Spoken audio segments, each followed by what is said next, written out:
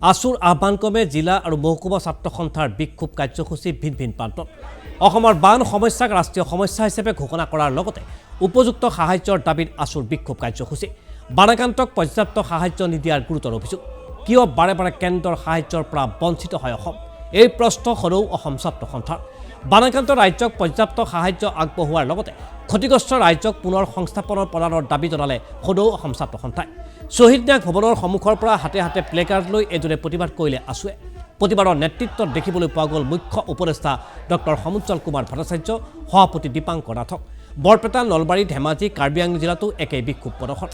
বান পৰিস্থিতি পৰ্যবেক্ষণ কৰিবলৈ কেন্দ্ৰীয় চৰকাৰৰ কোনো এজন মন্ত্ৰী নহাক লৈ ক্ষোভ প্ৰকাশ কৰিলে সংগঠনটোৱে বিহাৰ উত্তৰ প্ৰদেশৰ তুলনাত অসমক কেন্দ্ৰীয় চৰকাৰে মাহি আই দৃষ্টিৰে চোৱাৰ অভিযোগ উত্থাপন কৰিলে সদৌ অসম ছাত্ৰ সন্থাই এনেদৰে ৰাজ্যজুৰি আজি সদৌ অসম ছাত্ৰ সন্থাই পালন কৰিলে উত্তাল প্ৰতিবাদী কাৰ্যসূচী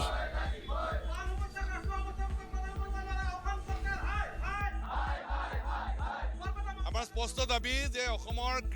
অৰ্থনৈতিক ভেটি ভাঙি চুৰমাৰ কৰি পেলোৱা অসমৰ বানপানী আৰু গৰাখহনীয়া সমস্যাক ৰাষ্ট্ৰীয় সমস্যা হিচাপে সমাধান কৰিব লাগিব কেন্দ্ৰীয় চৰকাৰে শীঘ্ৰে ঘোষণা কৰক আৰু এইটো সমস্যা ৰাষ্ট্ৰীয় সমস্যা ঘোষণা কৰক আৰু অসমৰ বান আক্ৰান্তৰ কাৰণে কেন্দ্ৰীয় চৰকাৰে স্পেচিয়েল পেকেজ দিব লাগিব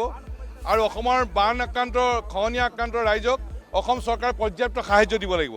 এই দাবীৰ বাবে আজি ৰাজ্যজুৰি সেয়া সদৌ অসম ছাত্ৰ সন্থাৰ মুখ্য উপদেষ্টা ডক্টৰ সমুজ্জ্বল কুমাৰ ভট্টাচাৰ্যৰ চৰকাৰলৈ দাবী ৰাজপথৰ পৰা